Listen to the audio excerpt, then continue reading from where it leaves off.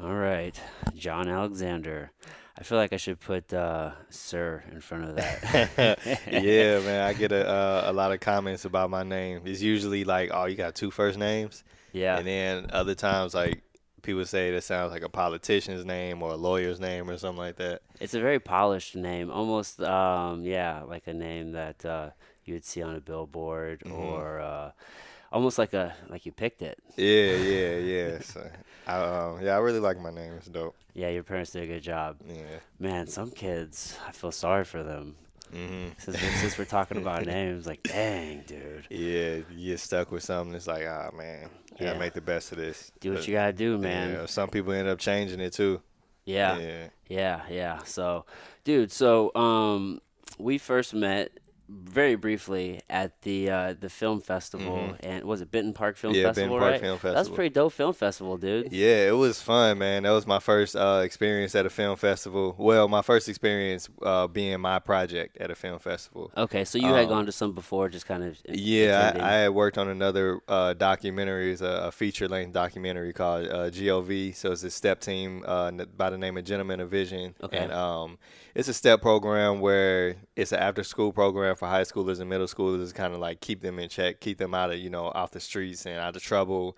And it's also really like academically driven. Like they help okay. them find scholarships in schools, or if they want to go into like the into trade work after high school, they help them find that. So Oh, that's what's we up. followed them around for like a little over a year, and that documentary went to the St. Louis International Film Festival, and it's been hitting a bunch of other film festivals too. So That's cool, man. yeah. Yeah. So documentary making, that is quite the process, Oh right? man, it's a lot.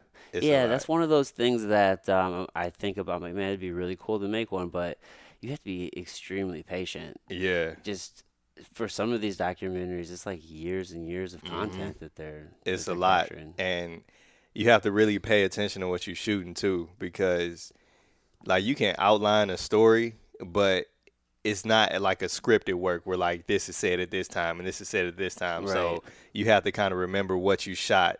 So when it comes time to like tie back to that end of story, it's like, oh yeah, I got this clip where he said this. It's the Yeah. perfect moment for that. So Yeah. yeah, you definitely gotta be very, very organized. Yeah, I know. I guess if I were doing a documentary in my mind, I'd almost have to be like putting together the story as I'm filming it. Mhm. You know what I mean? Mhm. So you I would imagine you have to have like an idea of like the overarching kind of story you're trying to tell, Yeah. right? But then it's just like you're at that point now you're just capturing things to tell that Mhm. story, and then And all the extra stuff as well. yeah, and then other stories open up while you're filming. Right, So that it's you like didn't even think about. you can't really like I don't think anybody has ever written a documentary straight and through. It's like you said, you kind of like have the idea of the story you want to capture, and then you start filming, Yeah, and then you end up finding like a bunch of different like little gold mines of stories. Like, damn, that really ties into the overarching story or whatever. right.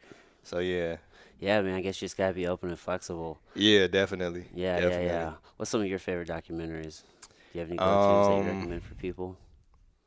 most documentaries I watch are like nature documentaries. I Yeah, love animals and nature, so like Planet Earth and Planet Earth 2. Like Planet yeah. Earth 2 was crazy with like the camera work that they did. Like Dude, is it was yeah. amazing. Ever since I started getting into like just like filming and Mhm. just this whole world of just like being creative and putting together like visual things, Mhm. I look at everything differently now. So when I Yeah. watch documentaries, I'm like, oh man, like they use this type of like I don't know, like they dissolve to the next shot, or like Right, oh right, like I'm right. just like oh like Yeah, they you did start this. to break down how it was shot while you're watching it. Yeah, I look at things way differently. Yeah, yeah. Yeah, man. But yeah, just those Planet Earth documentaries are phenomenal. Mhm.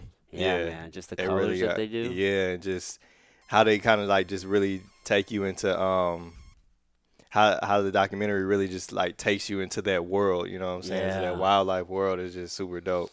So that's usually what I'm watching, are animal documentaries. Outside of that, um, I can't think of any favorites off the top of my head, but other types that I watch are like documentaries about serial killers. Oh yeah. I like that because I'm really like passionate or excited about like learning about the human psyche and like why Yeah. people do what they do and like the decisions that they make. So those kind of documentaries really intrigue me because I like to kind of get into their head, like, why are you like this? You know what I'm saying? Why are you Yeah. doing this? So Yeah, yeah. yeah, Dude, humans are so fascinating. yeah, for real, Yeah, man, for man. real. And I imagine, so do you, I mean, being an actor, right? I mean, that's a part of probably something that drew you to that, right? Just like Yeah, the different degrees of like humanity, if you right, will. right. Yeah. I like, I guess even when, like when I was younger, I've always liked people watching. You know what I'm Yeah. saying? And just like seeing how people, like their mannerisms and how they interact with other people and how they walk, how they talk, how they listen to music, all of that stuff. I'm just really fascinated about that, and I think it kind of like comes through in my storytelling and trying to recreate these humans on a level where they don't feel like characters. You know what I'm saying? They feel like actual people. Right. So yeah. Yeah, yeah. I mean, the human like organism, like we are like such complex creatures, Mhm. but on that same note, there's just a lot of similarities. We're Mhm. just almost, it's like as complex as we are, like we're not that complex. Yeah, Does that make sense? that does make sense. Yeah, because you can look at things at like a micro level or a macro level. Like overall, like you said, there are a lot of similarities. A lot of people have these certain traits or these certain traits, but then when you break it down, I guess kind of get into like life experiences, that can be a little different. And the things that people have experienced may have made them this way. And the things somebody else experienced may have made them this way also, but they just experienced it in different ways. So Right. yeah. Yeah, man. I tend to try to just look at everybody as just like me living a different life. Mhm. Word. It's really helped me with empathy because I kind of like it's one of the Mm, things I I suffer like with. that. But yeah, dude, it's just like we all kind of go through our own individual experience, which may differ, but ultimately, like on the grand scheme, it's like we're all experiencing the same shit. Yep. It's like heartbreak, it's triumph, it's Mhm. challenge. You know what I Mhm. mean?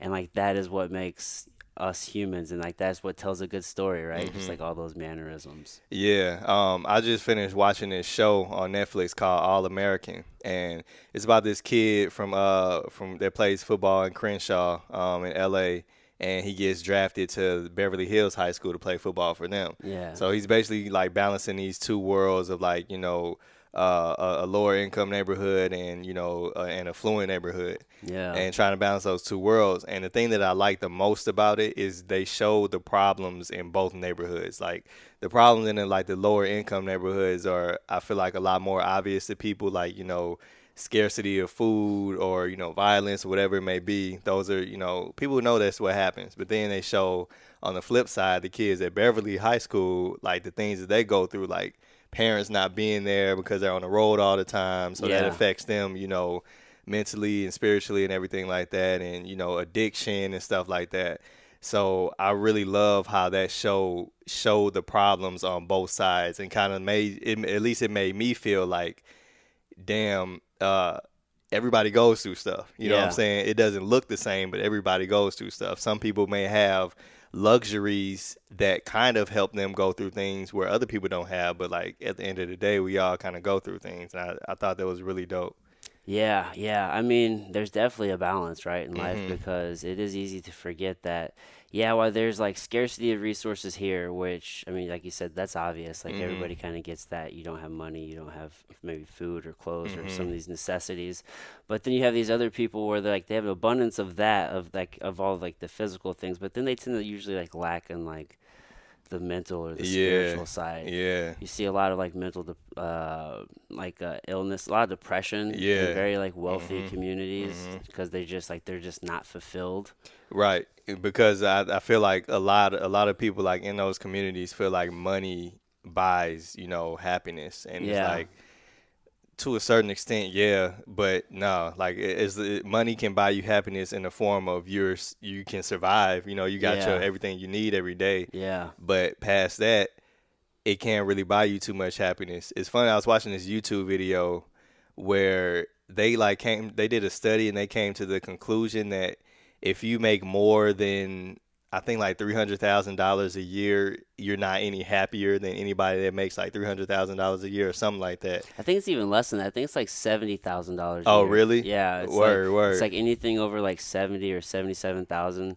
There's not really a significant like increase in happiness Right, right, past right. that. Yeah, Yeah, and I thought that was really interesting. Like, because it kind of goes back to what I just said. Like you have enough to take care of yourself and take care of your family, Yeah, and then you might have a little bit left over to like buy whatever you want, yeah. and that's like at the end of the day, that's kind of like what you need, you know. Yeah, man, I'm not gonna lie. I want to make a fuck ton of money, but Yeah, yeah, yeah, definitely for sure. but it really does just kind of just give you that peace of mind. It's like, all right, well, I don't have to worry about these things, Mhm, so I can go focus on these other things. But you still have to do the mhm, work in these other areas of your life, right? I mean, yeah, you can't slack in there and just like expect money to solve all your issues because it right, won't do that. But right, you don't have to worry about like where your next meal's coming or exactly, like you don't have exactly. to stress about like things getting paid. It's just like for Mhm, me, money just kind of like equals peace of mind, mhm. and then it'll allow me just to do more of the cool shit that I want to do. That's a dope way to put it. Yeah, Yeah, man. It's yeah, like I was telling my girlfriend this the other day, and my buddy, well, Justin, you know him. So, yeah. dude, I want to fucking like, I definitely plan to like once I have enough money, like I'm gonna go build my old high school wrestling room, like a dope ass, Oh, just like, nice. yeah, super like nice ass facility, which they have a Yeah. pretty good one too. But it's just like I feel like money will only kind of reveal your character. If you're a shitty person without it, you're gonna be a Yeah. shitty person with it, and vice Hell versa. yeah. But like, I just look at it like you can't help a lot of people if you're broke. You Mhm. really can't. Like you can Mhm. try, but you can. I feel like personally, you can help a whole lot more if you have a lot of money. Mhm. So Yeah. not to say that's just my own personal take on it, but I mean, I don't know. What are your thoughts? No, I feel that.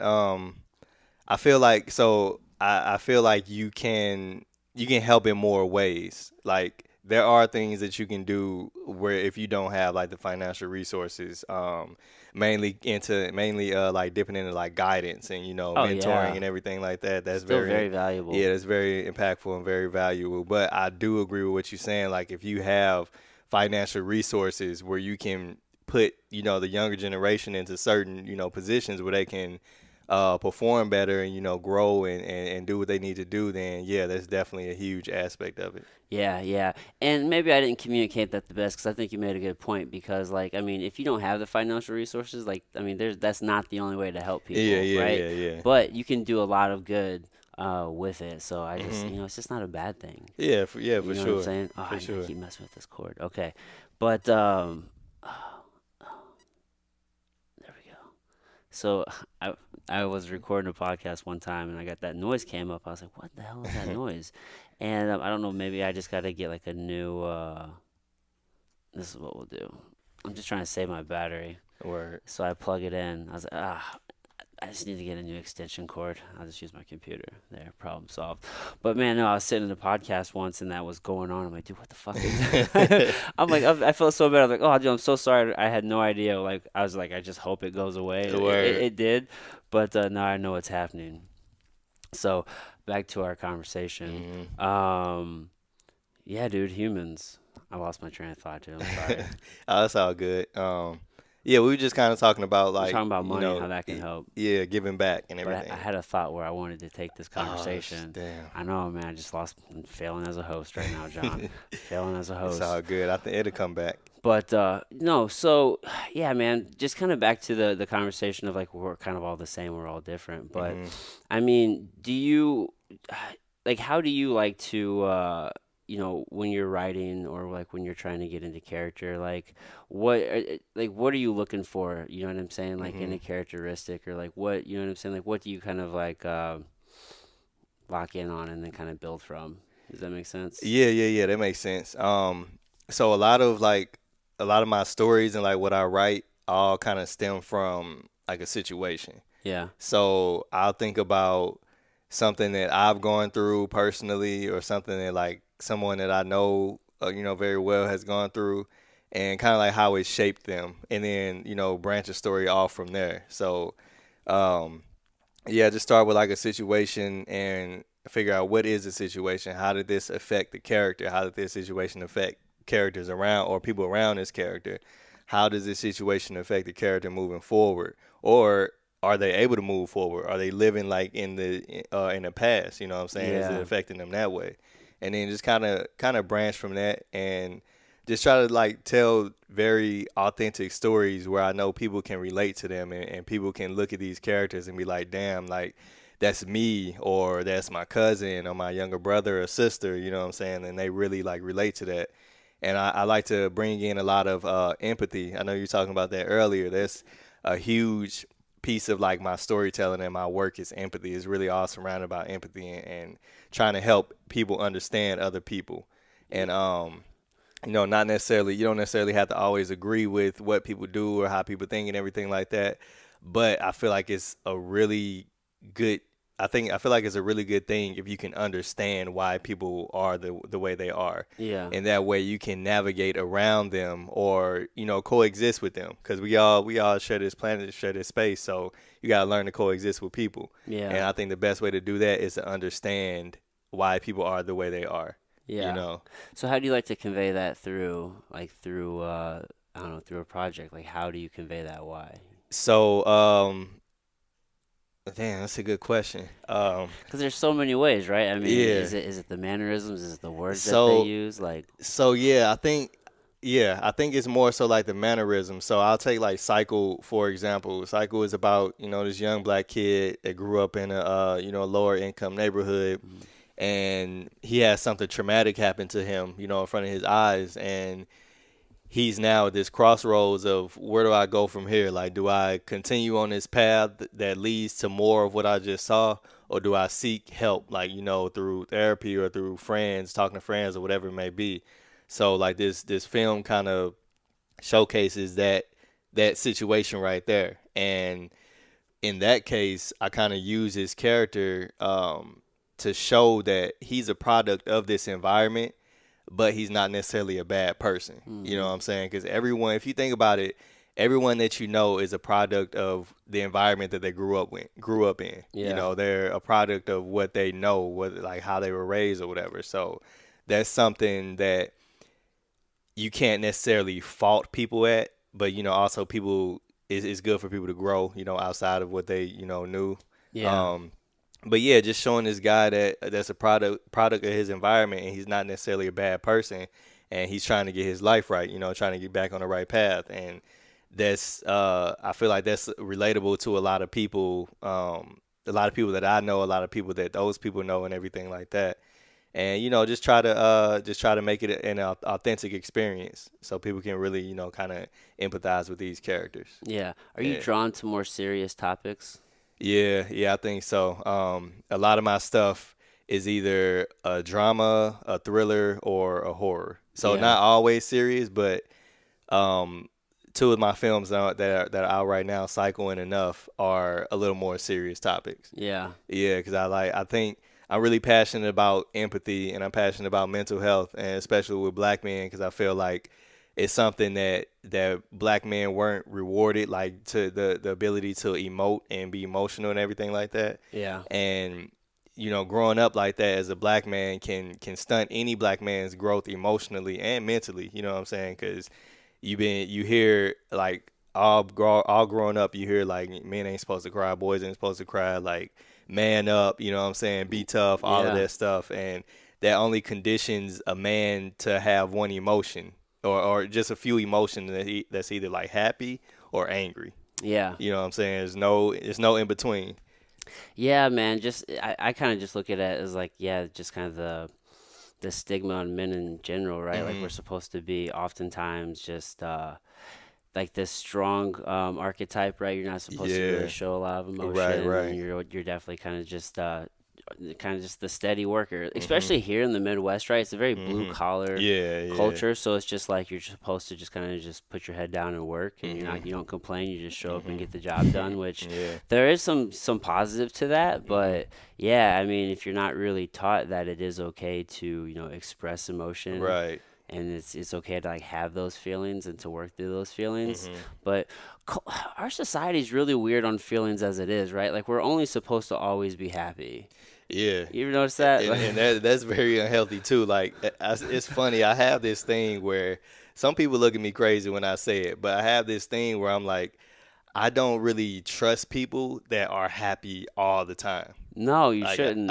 like it's something very wrong there. Like, I need to see, not that I want to see people sad or angry or upset, but I need to, especially if I'm close to you, I need to see that range that you are Right. able to have that range. Yeah, yeah.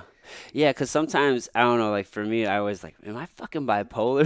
Because it's like some days, man, especially like when you're out here just trying to build your own life, like on the Hmm. entrepreneurial route. Some days are pretty fucking low, man, Yeah, and yeah. and often like you're extremely stressed out, and you're just Hmm. like, "Man, like did I just make the right decision? Oh, I just spent Hmm. all this. Like I just bought a new camera. I'm like, man, I'm like, oh, should I have spent that money on that Man, camera oh just now? man, I'm like, I've no, it's been worth it. there. I got to improve the quality of it. Hmm. But it's just like you start going through all these things, it's these ups, it's these downs. It's like you're on Hmm. the highest high, and then you're on the lowest low. So it's like that's just the human existence, though. You Yeah, know what I yeah, mean? yeah. But for some reason, man, it's like, well, if you're feeling sad, let me go ahead and just give you this pill. Like, Right, right. like you're not supposed to be sad. Right. No, every man, you're supposed to experience every emotion, man. It's healthy. That's why we have these emotions. You know what I'm saying? You're supposed to, there are times where you're supposed to feel sad. Like, there are times where, like, for me, sometimes I'm not necessarily in a bad place, but I want to feel, sad. I know it might sound weird, but I might put on like some music, you know what I'm saying, Yeah,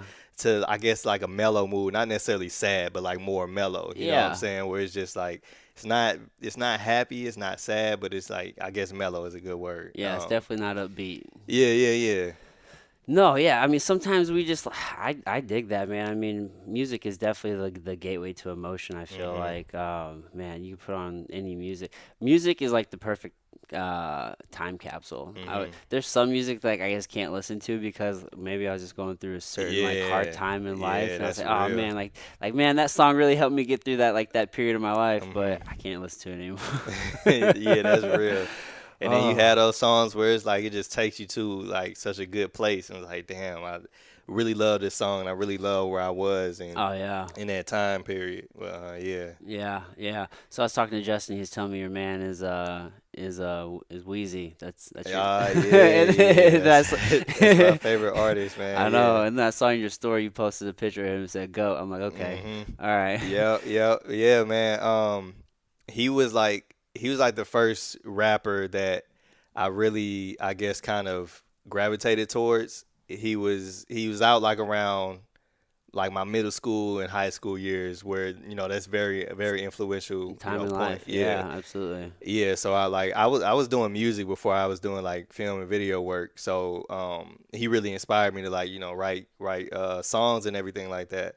And then past that, just like his work ethic, like really inspired me to just put in the work and just Yeah, be the best artist that I can be and be the most diverse artist that I can be and just be me as an artist and like no filters and yeah, no, not, don't let anything like put me in a box or whatever. So yeah, yeah, those are one of the few of the reasons I could yeah. really mess with Wayne. Dude, he puts out an ungodly amount of music. Like I don't think people Hmm. even realize how much music he puts out. Yeah, there was a time like, Cause mixtapes, man, there's a whole period where mixtapes were king. yeah, there was like a time like from 2005 to like 2007. He just put out so much music, just like back to back, from like the mixtapes, and he was like featured on songs on the Oh radio and yeah, everything. oh Like he was yeah, everywhere.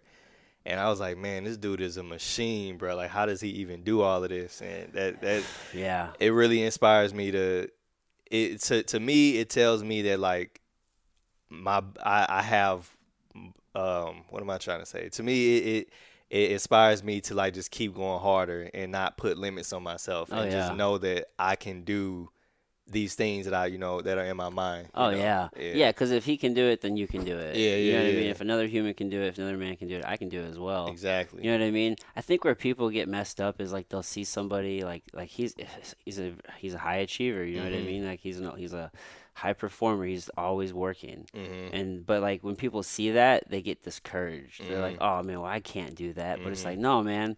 Like don't worry. Like he's probably like he's on year like 15. Right. You know what I mean? You're on day 1. Right. You know what I mean? So Right. it's like You got to just start somewhere. just start. Yeah, and that's the thing that I've learned is just to really like kind of stay in my lane and like move at my own pace. Like this is Yeah. this is my race because everybody's pacing is different, everybody's timing is different. Oh And if you yeah. spend a lot of time like looking at this like, dang, why don't I have that, or like why am I not here yet? Then it's taken away from the energy that you should be putting into getting yourself there. You Oh know what I'm yeah. saying? Like Yeah. everything happens for people at different times and when it's supposed to happen. Yeah. I always try to remind myself that comparison is the thief of joy. Man, because like Mhm. you start comparing yourself to just whatever is, whether it's like a whole person's life or just Mhm. like, oh, like I like their shoes better than mine. Like once you Mhm. start comparing, then it's like, man, It's a dangerous yeah, place. it's a dangerous place to be in. But it's like you don't have to compete with everybody. Like we can all win. But on that Mm. same note, there's some sort of competition which you can kind of you can use it healthily and like let that Yeah. drive you. Just Yeah. to be better. You know what Yeah. I mean? Definitely. It's not like you're trying to like make anybody else lose, but it's like you're just trying to elevate your game. Yeah, that friendly competition. Like you see somebody doing something that's really dope, and it excites you. Like, oh man, I need to get out here and do some Yeah, stuff. it's like Yeah. you're happy for them, but you're now using that to motivate you to Mhm. also be better, Mhm. right? So Yep. it's like there's a healthy way to do it. Yeah. Yeah, man. Yeah, just we can all make it. Mhm. Yeah, for Yeah. sure. Everybody has their lane, their space. Yeah. You know. So take me back to the beginning for you. I mean, we kind of touched over it some Mhm. there, but like what music was the start? Like have you always Yeah. been an artist? So yeah, I've always been creative. Even when I was young, like a kid, I used to love drawing when I was a kid, Yeah. and I used to have like Batman toys and stuff, and I would only have like the Batman figure and maybe like an accessory, but like in my mind, he's fighting 30,000 people in a Oh room. So I've yeah. always been like that imaginative kid, and then in middle school, I started doing music and like maybe like my sophomore junior year, I got a camera. It was like one of the first like digital cameras that had video on it, like one of them Mhm. Kodak cameras or They whatever. were the shit. Yeah, yeah, it was so dope at that time. And I just started recording me and my friends like in the studio, or we'd be like playing basketball or something. I'd be recording that or just walking around the neighborhood, just being like high school kids. Yeah. And now that I think about it, I was doing vlogs back then, basically. Yeah. So I had fun It's exactly like what you're doing. recording us, and then I had a lot of fun like cutting it together and putting a video out of it. What software are you using then? Do you remember? Windows Movie Maker. Windows Movie Maker. S- Yeah, And you're yeah. making music at this time as well? Yep, yeah. I was doing music at that time also. So the video side of it and the photo side of it was kind of like more of a hobby. I was like more into the music in high school and stuff. And then when I went off to college, I wanted to go to school for photography, but the school I ended up choosing only had film production, but there Okay. was a photography class in it. Mhm. So I was like, I might as well like learn the video side of it too, Oh because yeah. they're pretty similar. And I did that, and I kind of like fell in love with filmmaking from there. And yeah, and I went to school in Orlando, and I planned on staying out there, but I injured my knee and I had to have surgery. So I flew home to have the surgery. Oh yeah. I couldn't walk for about a week and a half, so I was like chilling in the house. I was really anxious, and I was like thinking of like I'm gonna do this, this, and this when I'm able to walk. So I was like really like planning stuff out. So Yeah. once my knee was good and I was better, I was still doing music at this time. So me and my homeboy, we would record songs and then we'd shoot a music video to it, and we Okay. put it out on Twitter. And then we started getting some really dope feedback. And then other artists started coming to us like, yeah, can you shoot my music video? And Mhm. they kind of turned into a service at that point. And then I Okay. started like doing event recaps and then weddings and then corporate videos and stuff. So it kind of like it all kind of blossomed from music, and which is Yeah. a very interesting thing. And yeah, it just kind of led to this point. So there's a transition then there, right? Where Mhm. I mean, music was the focus, Mhm. which I mean, I think in high school, I think everybody wants to be like that rapper. You know Yeah, what I mean? Like definitely. that's Yeah. the goal, man. Yeah. Did you do shows and stuff too? I probably did like 3 or 4 shows, maybe. Yeah, Yeah. yeah, I can dig it, man. Yeah. But then you transitioned right to where like you're just almost exclusively working behind the Mhm. camera, it sounded Mhm. like. Was that a hard transition to make? I mean, to be like, all right, man, like I'm not gonna rap anymore. Like this is where like my Uh, it wasn't too hard of a transition because I think the transition really sparked when we did one of our first music videos. But it was kind of like a short film though. So me and my friend, we both like rapped on the song, and the video was about us being like these like serial killers or whatever. So oh we yeah. yeah, so we like filmed we like it was like a short film. It was really dope, and like I had so much fun piecing that story together and then shooting it and then seeing how it came out in the edit. hmm And I'm like, yo, I think I love this a lot more than music. Like this is fun right here. Like music was fun too, but when I did that, like something really like sparked in You me. just Like knew. yeah, and I was like, Yeah. yeah, this is me right here. I Yeah, like this. I can dig that. Yeah. Sometimes it can be hard to let go of that other thing Yeah, to yeah, start the new yeah. thing. Definitely, yeah. I was definitely doing music probably up until like 2012. That's probably like the last time I like recorded something. And then after that, I just like, I just kind of like let it go. And it was at that point, like when I after that video I just explained,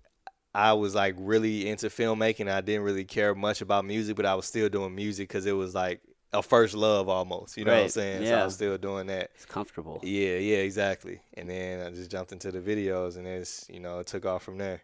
So when did you make the transition from behind the camera to in front of the camera? Actually, I mean, I know you're doing probably the music videos in the beginning, right, but right, right. Probably with enough actually. Like I don't think I did anything before then. Maybe like some commercial type, like social media type work. Like, hey, yeah. we need some people to check to try this out while we record, like that kind of stuff. But with enough, it was actually kind of like a challenge for myself. Like I had just got a new camera, I was trying to figure it out. I wanted to shoot something, and then the idea of it came to me when I was chilling one day. I think I was just like messing around with my camera. Like the idea just like came to me, and I started like writing down in my notebook. And I usually shoot handheld. Like there's usually a lot of movement in like my filmmaking and everything like that. But Hmm. I wanted to try something on a completely different end of the spectrum where everything is on a tripod. Okay. And then I decided to act in it because I've read like in a lot of like read and watched in a lot of different places that directors should know what it's like to be in front of the camera, and that makes them better directors because they know how the actors feel, like they've been in their shoes, and they Yeah. know how how to direct a little bit better, how to talk to people a little bit better. Yeah. So Yeah. That makes sense. yeah, yeah, yeah. So I Yeah. was like, I'll just act in it, and I really wanted it to be driven by like dialogue. So I started like looking up like how to construct monologues and Hmm. the breakdowns of monologues and everything like that. And I just went for it, and I had a lot of fun like acting in front of the camera because a lot of that stuff I was channeling from things that I've been through. So Hmm. it was a little easier to act because it was something that I had been through before, and I felt comfortable like reenacting it. Yeah. So Yeah. yeah, it was really fun. I would definitely get in front of the camera again. Yeah. Now, is Yeah, that do you mostly just see yourself kind of just doing the writing and the directing? yeah, mostly. And I mean, if something comes up, I would definitely jump on it because. Or I would write another thing for myself because, like I said, I had a lot of fun with that and Yeah. just like finding that character and like Yeah. not being quote unquote me for a little while. Right. Yeah. So yeah. Yeah, and the cool thing is, I mean, you could always write yourself like smaller roles. Like you see Mhm. a lot of really good directors do that. Little cameos, Yeah, yeah. different things like that. That does make sense that I mean, well, in any job, it helps to have done it so Mhm. that way you can work with the people doing it. But dude, some of the best directors are really high level actors. Yeah, You know what I mean? yeah. Like I always think of, and I don't know, it just came to mind, but like Ben Affleck, Mhm. dude, he makes fucking, I don't know, love him or hate him, he makes fucking awesome films. Yeah, yeah, Like definitely. The Town is one of Definitely. my favorite movies of all time. Yeah.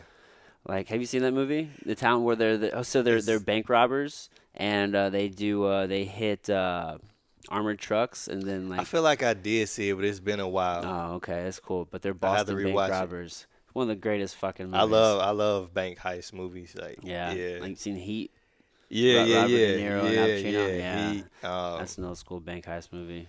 yeah, I watched one recently it was probably like a year and a half ago. But it was an independent film, and it was about these kids at this college where this really priceless art book was stored in this library, like Okay. in a case and everything like that. And they needed money for some reason, so they put together like this little heist to steal this art book from this library. And Yeah. it was a really cool movie, like a cool little touch for it being like college kids. Like usually you see, just henchmen or whatever or Yeah. mercenaries like, doing it. So it was Yeah, really cool to people deep in see. the game usually Yeah, stealing stuff yeah. like that. Yeah. Yeah. That's dope. Man, with today's technology, like anybody can make a good film. Mhm. You know what I mean? Like Yeah.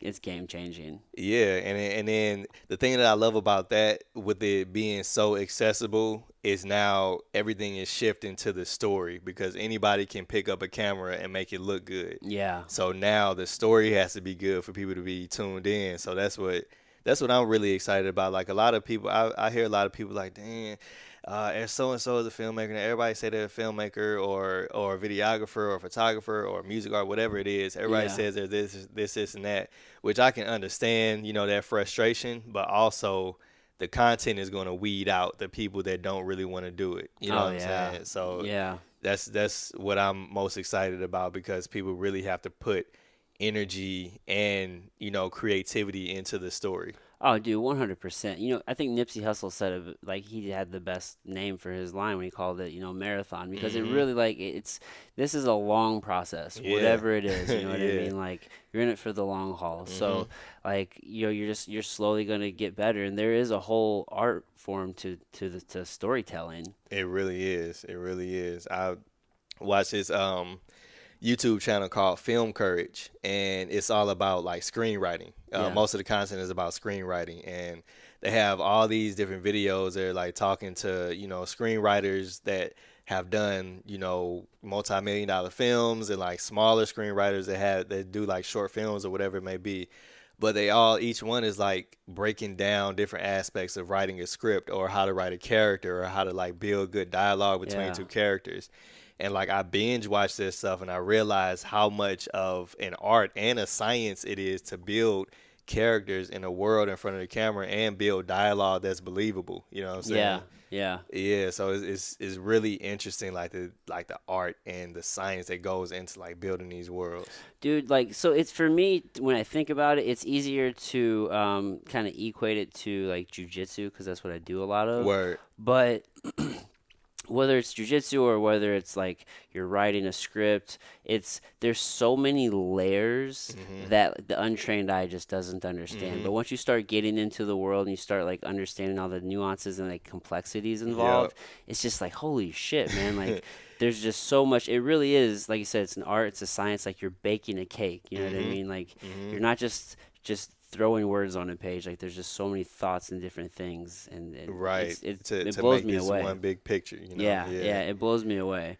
Yeah, and then when people write a script and there's just, multiple characters I think that's why Stephen King was always just so like um he was just so good at what he did or Mhm. does, because he'll have several characters within a story, and then they'll just have such a depth to each character. Mhm. You know what I mean? I don't Mhm. even begin to know how to put together that kind of I don't know, that kind of story. Yeah, yeah, that is a lot of work, having multiple characters, and then these characters have these like intricate, diverse backgrounds, and it all kind of ties into the story. Yeah. Um, which is like one thing that I think is really cool about like the Marvel movies, Yeah. is how they have all these different superheroes, and they're so layered. Like, the individual movies are really dope, like just to see the layers of those characters. But then when they bring them all into the Avengers, Yeah. and they're like bringing in storylines from individual movies, and then you also have these different characters interacting with each other, and sometimes butting heads, or sometimes Mhm. agreeing. Like,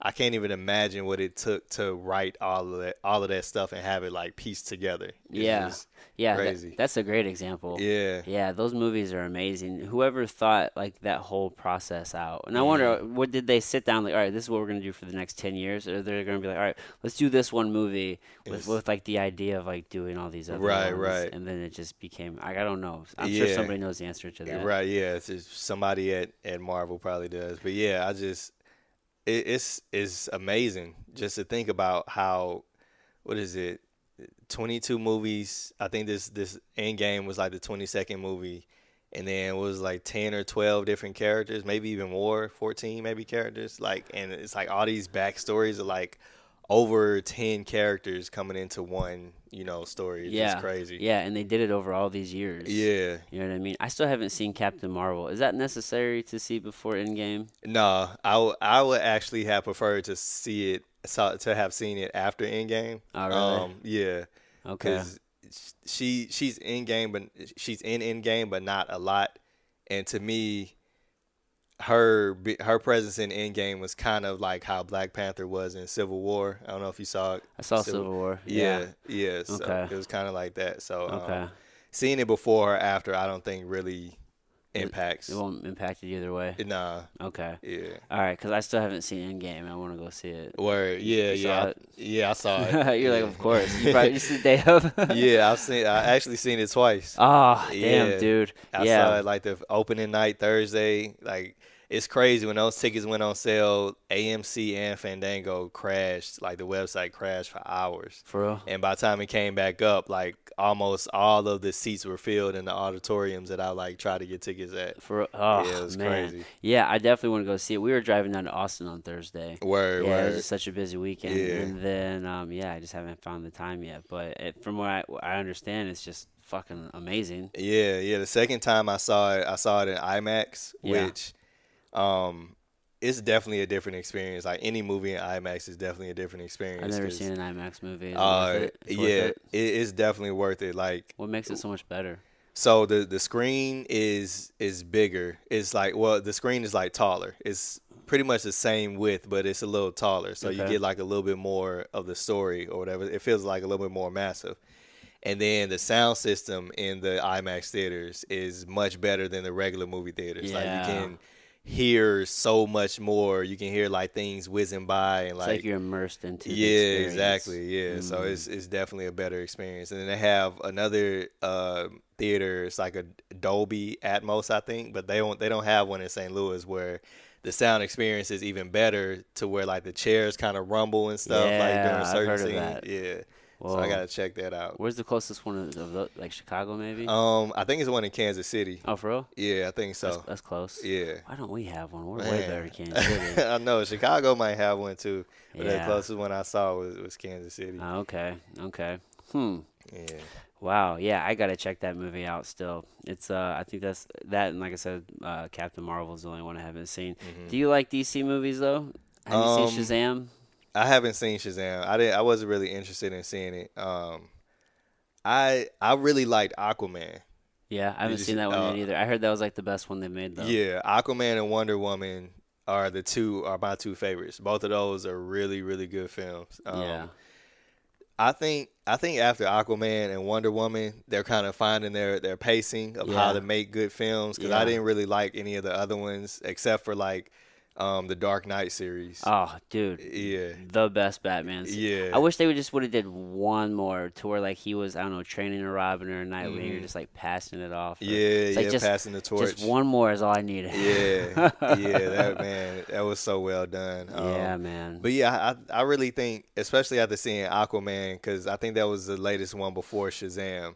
I think they're really finding their footing and how to tell these stories and how to like really make them, hit. Yeah, Yeah. yeah. Sometimes they're just so rushed. I hmm feel it's like they'll do all this build up and then they'll just like I don't know, like I don't know if they just need like another 20 minutes in the movie or what they Yeah, need, but it's yeah. just like then you just like you jumped all this stuff and then you went hmm like straight to this Because climax I think point. they were trying to play catch up with Marvel. 'Cause, Marvel started like 11 years ago, and Yeah. they're kind of. I mean, the Dark Knight series came out a little while ago, but like the DC cinematic universe, I think kind of started with Suicide Squad, maybe like just like that whole like the universe within itself. So Yeah. they kind of got some catching up to do, and I think they were trying to like come in with a bang when they really just needed to kind of take their time. But Yeah, man, you can't rush it. If yeah, you're already behind, like you might yeah. as well just try to do it right. Yeah, it's a marathon. Yeah, Yeah, but man. I Yeah. think I think they'll get it because like I keep saying, Aquaman was really good. Yeah. Yeah. Slowly but surely, I mean, at the end of the day, I mean, if you're looking at like the big picture, they can't like do everything that Marvel is doing because hmm I mean, Marvel already did it. Right. Right. But shit, you know what I wish they get figured out is like the Spider-Man situation. Like, is that finally Yeah. squared away? I think it is now. Yeah. Yeah, I think it Okay. is now. Yeah, man. Because there's a couple times where I was like, all right, I can dig this Spider-Man, and then they hmm changed it. I'm like, all right, well, okay, well, this one's even better now. Yeah. Have you seen the one? Dang, what was his first one? Homecoming. Yeah, Spider-Man. You saw I Holmes? like that Yeah, one. that was really good. So I really like Tom Holland as Spider-Man. Like he really encapsulate that chipper high school Peter Parker, you know what I'm Yeah, saying? He's a little I don't know. He just really he's like a puppy almost. Yeah, He's just excited about everything. So I think he really really like encapsulates their character, and I'm looking forward to seeing what he does with that for character and sure. how it grows. I can dig it. Yeah. Do you have like a favorite genre of movies? And not even like a bit like drama or thrillers, but like for example, I used to say like growing up, like I used to love gangster movies. Word, word. Yeah, like do you have like what type of movie do you like the best? I think if I were to pinpoint it to like my very favorite are psychological thrillers. Okay, yeah, Because I like movies that make me think, you know what I'm yeah, saying? And I like movies that I'm not too sure what's about to happen, you yeah, know? And like I was saying, I think I mentioned it earlier. I can't remember, but no, I don't think I mentioned it. But I'm really into psychology. I think I did mention it. yeah. You said But yeah, that. yeah, yeah. I'm really into that and just like the human mind and then you add so I love psychology and I love horror. So I feel like psychological thrillers are like Yeah, that mix. yeah. It's a So good you like mix. get into the mind of this character, and then they in this situation that's really kind of scary, and they got to get themselves out of it. Yeah, And it's just like you taking on this roller coaster of how are they getting out of this situation, and you know what's life gonna be like after this situation. So yeah. I would say that's probably my favorite. Like what are some of your go-tos? Um, I really like. I really liked It from 2017. I would Yeah, classify that more as a psychological thriller than a horror. At least in my eyes, it is a lot like a horror, but like his character basically I don't know how much you know about it or oh yeah, Pennywise. Okay, yeah, yeah. yeah, So he has to, get these children scared enough in order for him to eat them. They have to be, scared to a certain point in order for him to eat them. yeah. He's feeding off their fear. Yeah, so he has to embody these fears and he has to figure out what this kid is scared of Hmm. and then become that and then get them scared enough to where he can eat them. And I think just the thought behind someone or some entity having to do that in order to eat his meal, you have to be very smart and cunning, you know what I'm saying, to become something that people are scared of.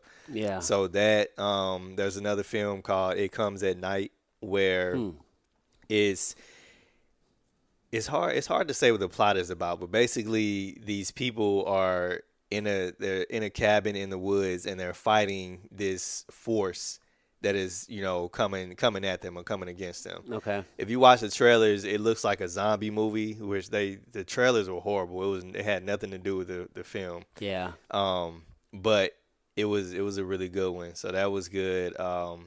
This independent film called Unsane was really good, nice psychological thriller. Hmm. But yeah, I just like things that like keep me on the edge of my seat. Dude, yeah, me too. I love anything with like a good twist at the end. Hmm. When you were sitting there explaining it kind of made me also think of, I wonder, well, I don't know what time which came out first, but it kind of made me think of Freddy Krueger. Oh yeah, Kind of same yeah, like he yep. had to have fear too Hmm. to be stronger and to grow and to do what he does. Hmm. Yeah, man. Have you seen Fight Club? Yeah, it's been a while. Like I Wow. haven't watched it enough to where I can remember, Oh, certain okay. It's things. by far one of my favorite movies of all time Yeah. because so Edward Norton's character, he's the main character, Uh-huh. and then like the whole time it's him and Brad Pitt, but at the end you find out that they're the same person, but like Hmm. Edward Norton just has like this split personality, Word, and word. like Brad Pitt would come out and like take over, and he's like doing all this chaotic shit, like Hmm. running a cult and whatnot. But there's just so many. First of all, that was just like the best twist ever. Hmm. Like you weren't seeing that shit coming. But then, like I love these type of movies because like you'll go back and you'll watch them again, and then like you see, like that's the best part. Like you'll see things differently, Yeah, right? it's like almost watching a new movie. Yeah, man. So like they did so many like cool things in that movie to where so the character he was an insomniac, so he Hmm. would stay up at night and he'd work on like soap and have all these different jobs. And one of his Hmm. things that he did was he would splice in like single frames of porn into like kid movies. So you didn't see it. So what the fucking filmmakers did, dude, like leading up before like you ever actually like were introduced to Brad Pitt, Hmm. there's I think two or three times in the movie where they would splice in just a single frame of Brad Pitt into the film. Like he would just Oh, blip in. word. So it's like Edward Norton's like staring down like the road, and it's like this empty road, or like there's people on a sidewalk, and it's Hmm. like boom, flash of Brad Pitt. Like, but you don't notice that. Right. You know what I mean? But I went back and I watched it, and then I noticed it, and I was like, oh shit, like that's super clever. Yeah, Just like yeah. I building these love stuff layers, like that. man. Yeah. Yeah, yeah. By far one of my favorite movies. And then, have you seen Shutter Island? I did, but I don't remember that one either. Oh, I okay. do remember that I didn't really like I it. didn't like it either. Yeah. I didn't like it either, and so I just went back and like I watched it again, and like the whole like the basis is like you know Leonardo DiCaprio's character is he's an inmate Mhm. in this psych ward, but you don't know that until the very end, right? Mhm. They let him play out like this cycle, like this whole fantasy, the psychological fantasy or whatnot that he's Mhm. going through, and he's basically like he lost his shit because he was a cop. He came home one day and his wife was she lost her mind and Mhm. like killed their kids, and I think he ended up like maybe killing her. Mhm. So he lost his mind, like made so he finally came to grips with it at the end, and then at the very end, he's sitting on this on these stairs, and his lead like physician, psychologist, whatever, comes and sits next to him, starts talking to him. I guess he's Mhm. trying to check with him to see, all right, like do we finally make progress, like a breakthrough, or like did he like slip back and like now they need to do like a lobotomy and like remove his Right, frontal right. lobe, right? So the like Leonardo DiCaprio starts acting like he slipped back into like back into his normal state, Mhm. but then he made a statement, something like is it better? I don't know, like I can't remember what the fuck exactly what he said, but he made a statement to basically say like he knew what the fuck was going on, Mhm. and he was just acting crazy again, so that way they would remove his frontal lobe because it was better than like living with Ah, they word. like it's better to be crazy, thought of crazy, and like have this happen than like to be sane and have to Mhm. live with this fucking horror Right. basically. Right, for the rest of your life. And I never saw that until like just that moment. I was like, holy Wow, I shit, gotta dude. go back and watch it because now that I think about it, I think I didn't like it because I thought it was going to be like more like a horror film. Yeah. Yeah, and it wasn't that, but I gotta go back and watch it now. Yeah, man. I remember not liking it because it was like, oh, well, it was kind of cool when you found out, like, oh, okay, well, his family died and they're doing all this. But Mhm. then I was like, oh, well, they didn't even save him. And now, like, it sucks. He just slipped back in. But then I watched it and I'm like, oh, well, I think he made that choice right there. I think Yeah, he just yeah. made a You decision. watching it from a different perspective now. Yeah. He Yeah. chooses a lot of movies that are kind of like that. I've Mhm. noticed Leonardo DiCaprio. Inception, but by Mhm. far one of my favorite movies. Yeah, yeah, yeah. Yeah, I still don't know to this day if fucking he ever made it out or not. Like I don't know. Man, yeah, it's that's one of those films where you can slip into like a wormhole of conspiracy theories of like what happened and Yeah. how the plot actually panned out. You ever think Yeah. about writing something like that? I do eventually, yeah. Once I get a little more comfortable with writing, I'm kind of like, taking my time with it, kind of building up the, I guess, the confidence to really pull something like that off. But yeah, I love, like when in my writing right now, I love doing like really like small, I guess, Easter eggs. What do you mean And by that? so in Cycle, which this is a like super duper small. These are just like super duper small Easter eggs. But in Cycle, there are a few Lil Wayne references. Okay. So in the beginning, he's doing like a voiceover, and he's like kind of like talking about himself and like the neighborhood he grew up in, and one of the lines that he says is a Lil Wayne lyric, and he doesn't necessarily rap. He just says in like general conversation. Okay. And then I think another one did like Cycle kind of jumps in between like different timelines or whatever. So we have like a flashback, then we have like present day and stuff like that. And one of the flashback dates is Lil Wayne's birthday. Mm. Um, and enough, I have one of the revealing points or whatever is like a camera, like one of the characters is a photographer, so it's kind of like a callback to me. Like, Mm. I don't do photography as much anymore, but it's kind of like still like a love there, you know what I'm Yeah. saying? So like little stuff like that, just like tying in little bits and pieces of me, Yeah. and eventually getting to points where I want to kind of do something like the Marvel universe where I have a film that's loosely connected with the previous film, Oh, whether okay. it be like a character is mentioned in that film from the other one, or Yeah, I like films like like that. yeah, like that character may be in a cafe or something like that, and like they cross paths or something. Yeah, So yeah, I'm kind of like working up to like things like that. yeah. Cafe's a good move. That makes Yeah. me think of what do they do? Split right there at the end. There's that Hmm. cafe where they brought. Yeah, yeah. Yeah, Bruce Willis was in there. yeah, man. Yeah. I still haven't seen Mr. Glass. I don't think I heard good things about it, but It was okay. It yeah, wasn't horrible, but it wasn't as good as I wanted it to be. really. Um, Split was definitely I enjoy Split I better. enjoyed Split. I Yeah. didn't like Unbreakable personally. Yeah, I'm like indifferent on Unbreakable also Yeah, because it was okay. But yeah, yeah, Split is definitely my favorite.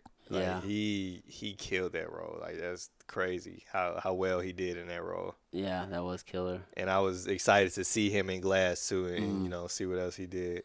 yeah. Dude, so we actually started on it, and then I took us down this rabbit hole. I'm bad about that. At the Benton Park Film Festival, right on Hmm. day two, you debuted your film Yeah, there, yeah, right? yep. What was that like, man? Like, Oh how'd man, that feel?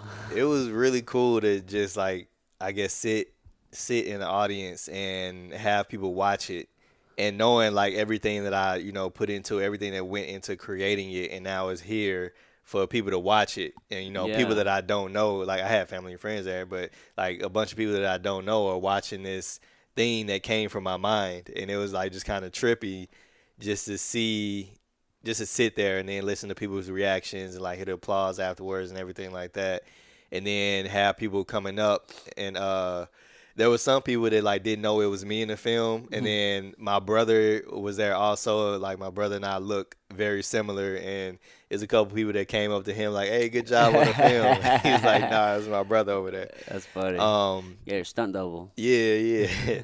And but yeah, it was really cool to like have people like to talk to people and like have them give me their like what they got from it, you know what I'm saying, their perspective and everything, and Yeah, that's just be able interesting, to right? yeah, that's always interesting to see like uh how people what people thought about it, and what went through their minds while they were watching it. Yeah, you should make a film and have the ending kind of definitely just a little unclear, so that Hmm. way you can hear people's feedback. Yeah, Because then they'll start yeah. asking, "Hey, did it mean this or did it mean Right, that?" right, I right. don't know, just as a little social experiment. Yeah, yeah. We kind of did that with Cycle a little bit because Cycle was originally only like a 3-minute film, and it was something I would use to pitch another short film that I'm working on. Okay.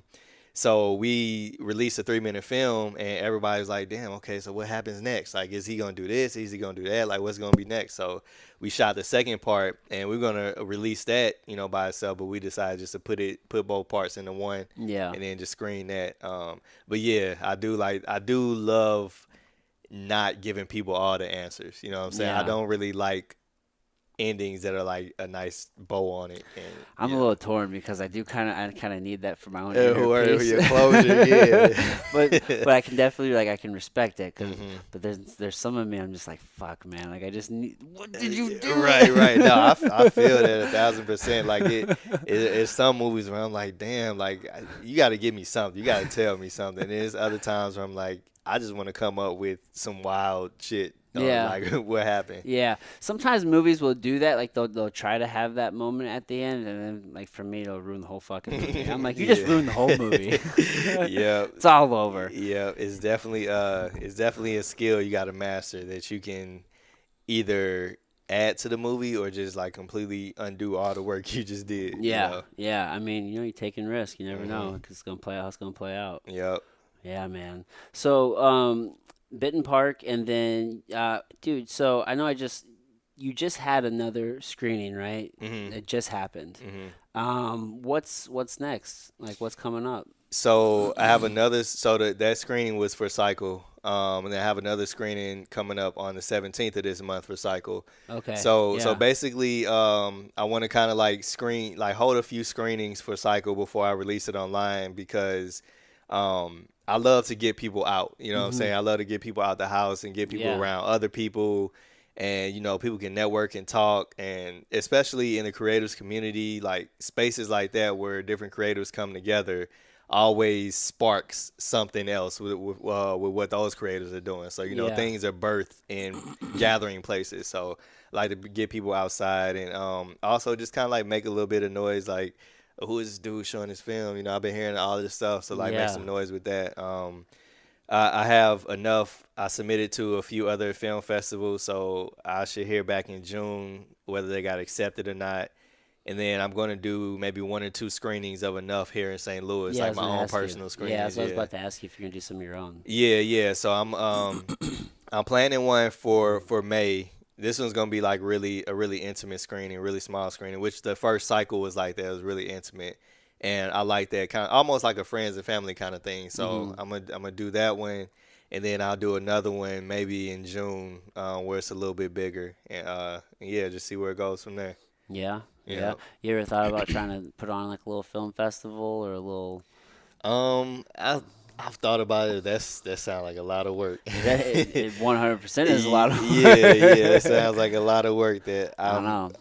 I'm not in that space yet. I can put together screenings and stuff, but a full blown film festival I can do. I think Or even just like a smaller screening of like three or four yeah, I films. can I can do something like that. Yeah. Yeah, I can definitely do something like that. Yeah, I mean, Yeah. since I just had the thought since you said you like to get people out. Yeah, yeah, and that's another thing where I really love putting together events and marketing also. It's kind of like a love that I never really I guess pursued formal education for, but I feel like I'm pretty good at it and I really enjoy it. Yeah. Yeah, fuck that formal Yeah, education. You don't need that, bro. yeah. Just start marketing your shit Yeah, I everywhere. feel like I got all the formal education I need and For all real. the bills that come with that shit. Dude, 100%, man. I'm Man. like, man, was it even a good choice? Like, Right. you can Oh my you can God. seriously learn everything through just like podcasts and books and Hmm. YouTube and just doing. Like, do we like is that model Yeah, and even? I don't like to this day, I don't think my degree got me any gig or job that I've ever gotten. No. It's either been word of mouth or like they seeing my portfolio, like, oh, he knows what he's doing. Yeah. Yeah, so I'm like, damn. Dude, I hear you, man. I bought into it too. I went and got my master's degree, and Hmm. like I was like, all right, I'm gonna work in like healthcare, and Hmm. like I'm surely not doing that now. Like I could never survive in like a corporate healthcare setting. It wouldn't even Oh work. man. Yeah, yeah, the corporate world is definitely different. It's a Yeah, it's different beast. it's a trap. Yeah. It's interesting, man. I've been doing so I'm full-time freelance right now and I get like different gigs and one that I'm doing right now is kind of like a corporate gig, it's like editing and stuff Yeah, and it's been really trippy to go into like a 9 to 5 situation when I've been like freelancing for almost 3 years now, which is not super long, but that's a long time to not be in an office. oh, You it's know a what I'm good saying? enough amount of time. Yeah, yeah, Yeah, yeah. just to own And your own time. right, and it was really trippy.